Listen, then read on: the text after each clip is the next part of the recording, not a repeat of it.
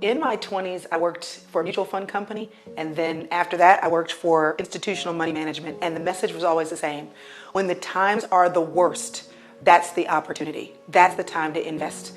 And I've been thinking a lot about how with this opportunity, this what it feels like to be a dip in our lives where everything is slowing down, it's an opportunity to invest in me, invest in my family, invest in my friends. And I'm encouraging myself, even though I want to retreat, to not do that. To spend the time thinking about what are the things that I have never had the time to do. Clean out my closet, or play games with the kids, or better yet, invest time in the Word. How many times have I had a great devotional and thought, if I only had more time, or spending time in prayer and thinking, if I only had more time, or worshiping in the car on the way to work, or on the way to do something with my kids and thinking, that was a good song. I wish I didn't have to turn it off in the middle. Well, now I have the time to invest not just in my relationship with God, but in what He wants to grow in me. So I want to encourage you to invest. Some of the people who made the most money invested when the stock market was at its worst. And I believe that right now, some of the people that will have the greatest return on the life that God has given them to live, it will be because they decided to invest in themselves, in their people, in their faith.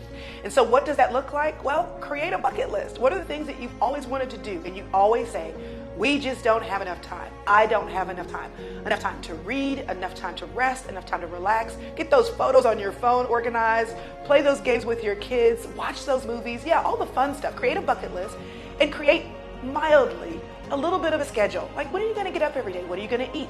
Meal plan, cook with your kids. So come up with those lists of things, but don't leave God out of that, because now He has the greatest amount of time to talk to you. Even if you still have to go to work because everything's canceled, you still have more discretionary time than you had before. I mean, my goodness, most of us, because our churches are more than 10 people, can't even go to church on Sunday midweek or meet with our small group. So even if you're still working, trust me, you still have time.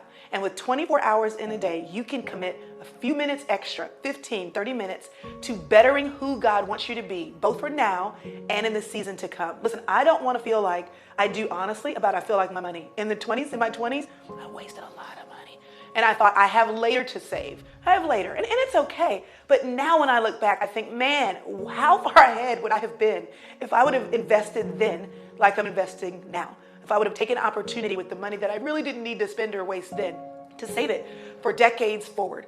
Well, I don't want 10 years from now, 10 minutes from now to say, man, that's 10 minutes or 10 days that I had that I didn't spend wisely. Now is your time to prepare for whatever God is going to bring into your future. And the worst thing in the world is for opportunity to come and you not be prepared to meet that opportunity. Now is your time to invest in who God wants you to be now and in what God wants you to know about Him for your tomorrow. Don't waste the time. Invest.